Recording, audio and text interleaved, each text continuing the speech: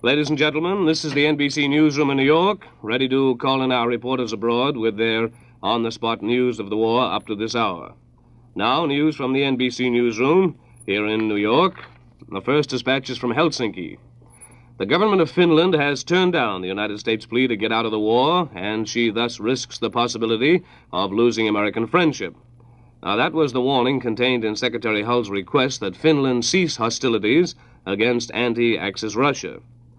The Finnish note of refusal declares that the Finns are still fighting a defensive war against the Soviet, that much Finnish territory still lies in Russian hands, principally the Fisher Peninsula, which controls the far North Ocean port of Petsamo, and the Hanko Peninsula, Russia's Leningrad defense base in the Gulf of Finland. The Helsinki government adds that the United States failed to mention whether Russia would also stop hostilities if Finland agreed to quit, or say whether Soviet troops would withdraw from areas within the border set up in 1939. Now, the note of rejection declares the Russian-German struggle is a coincidence, that Finland has no connection with German aims. In Germany, the official news agency DNB says the Finnish note expressed the hope that even small nations have the right to live and defend themselves, and it added that the Finnish people would continue the war until their security and peace are guaranteed. Now, from Berlin, the Nazi High Command says that its forces in the Crimea have reached the coast of the Black Sea, south of the eastern shore city of Kiech. The communique adds that Russian forces are being pursued and that aerial bombing of both Kiech and Sevastopol continues unremittingly and with good results. Newspapers in Berlin declared earlier the German bombing of the Russian ports has caused tremendous Soviet losses in manpower and equipment. On the Leningrad front, the Germans say they've repulsed a Red Army attempt to break out of the besieged city, and a Soviet cavalry division is said to have been defeated at Tula, a munitions center 100 miles south of the Kremlin. Meanwhile, dispatches to DNB, the German official news agency, say that Nazi planes raided Moscow and the munitions city of Gorky during the night. 2 railway stations in the capital were struck, says DNB. Elsewhere along the front, German aircraft are credited with destroying Russian supply trains. About the immediate Moscow front, German dispatches tell little except for accounts of a diabolical Russian defense system. Now, this system is said to include rows of buried flamethrowers and huge minefields, which makes the approaches to the capital almost one solid potential eruption of high explosives. And the Germans also tell of fantastic systems of underground tank garages from which the machines sally forth, fire, and then disappear again. Newspaper accounts declare that Russian use of Siberian troops on the Central Front indicates the destruction of Red Armies. Now, from the Far East, the dateline is Tokyo, the Japanese press is carrying bitter comment today on the remarks made last night by Secretary Knox of the United States Navy. Now, Knox asserted that Washington had been long suffering and patient toward Japan, but that there was a point beyond which it could not go. One Tokyo paper says the flight of Special Envoy Kurusu to Washington is evidence of Japan's intention to maintain peace. And its headline over the Knox story today reads, and I quote now, "Firing of poisonous gun at Kurusu," end of quotation. And the newspaper Asahi declares, again we quote, "Knox provocative speech attempts to stir up anti-Japanese opinions," end of quotation. From the Middle East front, the dateline is Tehran, Iran. A Soviet plane with United States Ambassador Lawrence A. Steinhardt is overdue at Tehran, but British sources say that it probably has made unscheduled stops. Also aboard the plane are the new Soviet ambassador to Washington, Maxim Litvinov, and the British Information Director, Sir Walter T. Monckton. The plane is known to have encountered bad weather after a muddy takeoff at Kuibyshev, the temporary Soviet capital. Incidentally, the Soviet government has announced that Litvinov has been given the rank of Vice Commissar of Foreign Affairs. Now, that returns him to cabinet status. And another dispatch from Berlin. The High Command says the German bombers scored hits on a large merchant ship east of Lowestoft, England, last night, and Channel Coast anti-aircraft guns shot down 6 British fighters. The High Command adds that there were no enemy operations over German territory. From Rome, the RAF returned to Naples again during the night and unloaded high explosives and incendiary bombs. The Italian High Command communique says that 6 persons were killed, another 30 injured. The Italians also tell of other British overnight raids on Sicily and the Libyan port of Benghazi. 4 British planes are said to have been shot down, one of them a scouting craft near the island of Capri. And now news of Great Britain comes direct from our staff member in London. London, Ed Doy speaking. The hour of the big debate on war policy and production is drawing near. The seriousness of the issue is reflected in the nervousness of the government. Government papers go out of their way this morning in an attempt to divert the storm of criticism before it breaks. The Daily Telegraph editorially warns all critics in all parties that they do not possess the inside information necessary to sustain their charges. And the Cabinet, which does possess this information, cannot, of course, reveal it. There is a grand, long-range plan both for conducting the war and for aiding Russia, the Telegraph states.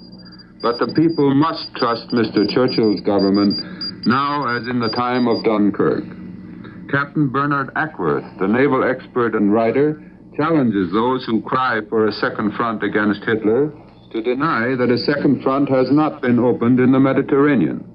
The brilliant feats of the Navy in the past few days, he argues, show that the Near East is the place, and the only place, where a second front can be started with any chance of success. In such an atmosphere, it is little wonder that Admiral Yarnall's criticism of RAF cooperation with the Navy should be regarded in government circles as embarrassingly inopportune. It was authoritatively explained this morning that the 3 recent naval actions in the Mediterranean proved conclusively that the RAF is cooperating with the Navy. The Navy has no intention of hiding the fact that even at distances of 600 miles from land bases, aircraft have proved invaluable for spotting enemy convoys. Aircraft are also important for directing submarines to their prey. But in the last analysis, it is the Navy that counts. Units of the Mediterranean fleet crept almost into Italian waters to put 25 Italian ships out of action in 3 days. Last Sunday's engagement, it was revealed, was fought 160 miles off Messina and 220 miles from the naval base of Taranto. All 3 actions were described as vital to the campaign in North Africa. The British Navy and Air Force, it was stated, has, since Italy's entry into the war, depleted Mussolini's naval strength by approximately 25%. Italy has now only 5 battleships. Instead of 19 cruisers, she has now only 14. Instead of 60 destroyers, she has only 37. And instead of 100 to 120 submarines, she has only 80 left. The figures of naval strength now include known additions to the fleet since the war. But it is pointed out that some additions might have escaped the notice of the intelligence service.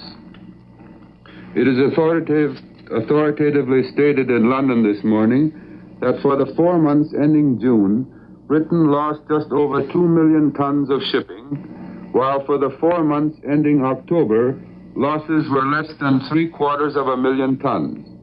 In giving these figures, the spokesman added, quote, "We shall be able to maintain our seaborne traffic until the United States 1942 shipping program operates." The government has imposed severe new restrictions today in the paper-saving campaign. Hair sachets made from paper or wood pulp, which are used in permanent waving, will no longer be made, though people wanting permanent waves will be all right for some time to come, as stocks are good. Facial cleaning tissues are banned. Labels on parcels are prohibited unless the address cannot be written or stamped on the wrapping. Posters and show cards are to be cut by half in size, and not more than 10 posters are to be allowed for advertising one entertainment program. A ban has also been put on the production of Christmas and greeting cards, but this will not affect this year's supply. There is also a tightening up of restrictions already imposed. The item which will most affect the public seems to be the one forbidding all shopkeepers to wrap any article with the exception of foodstuffs. I return you now to the National Broadcasting Company in New York. And that's the latest news of the war. Well, Congress is back at work today, and to report on activity in our capital, here is Earl Godwin speaking from the NBC newsroom in Washington. Good morning, folks. There is a persistent rumor through Washington that unless the administration takes a strong hand to stop the defense strikes now that the coal strike is imminent again, there will be a defeat or a near defeat in store for the armed ship and no combat zone amendments, which are up for final polishing off in the House today and tomorrow. That measure goes back to the House from the Senate. The House passed the armed ship thing by 121-vote margin, and on that basis it would require only 61 changes of mind and changes of vote to defeat the whole business, which would stop the whole program, no armed ships, no lifting of combat zones, but would leave us just where we are, which a great many people say is terrible at that. The coal strike matter is in more or less of a confused state. The policy-making body of the Mine Workers Union, 200 labor leaders in all, have been summoned here by the Mine Workers Union heads for a big powwow tomorrow. That strike deadline, set by Mine Worker President John Lewis, expires Saturday night, and Washington is a bit pessimistic. Washington seems to expect that the coal strike will be resumed, in which case the government is expected to invite the miners back to work under Army protection. But all that is mere talk, no facts yet, except that in Congress there will be louder and louder demands for anti-strike legislation to cover defense projects. You know, the Judiciary Committee of the House, under Hatton Sumner's of Texas, its chairman, has been examining and investigating labor and strikes, and Hatton Sumner's wrote to every member of the administration that had anything to do with defense, such as the Navy and the Army and so forth, and asked whether they needed any new legislation to handle defense strikes. And in each case, the heads of government wrote back to the House of Representatives through its chairman of the Judiciary Committee, Mr. Sumner, and said no, they didn't think they needed any more legislation. What they would need probably was a complete and good administration of the laws already on the books. And that situation is exactly where it stood 3 months ago. And here, for the first time in a great many moons, we have a situation which is interesting to our State Department and to the government, a situation in which one of our best friends turns a cold shoulder to the stern advice to quit and go home.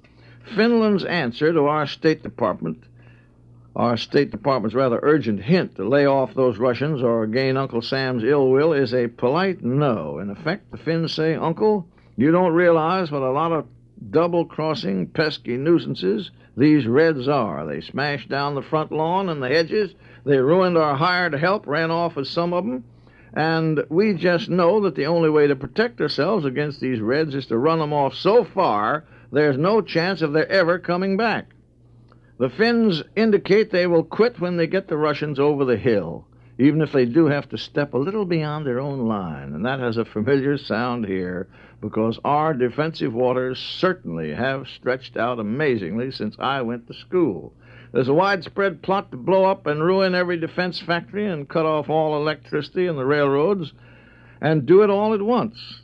If you read General Marshall's address last night, as I do, the Chief of Staff was sitting at this microphone last night, warned the country of an Axis plot, widespread plot against defense industry.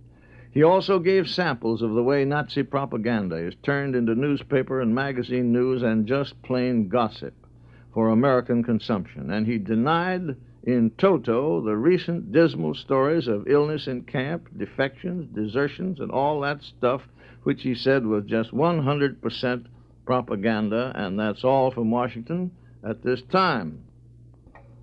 And that's the last-minute report by NBC's own staff of reporters who are stationed in capitals the world over to give you the news as it happens. For the latest news, it's a pretty good idea to keep tuned to this station. This is the National Broadcasting Company.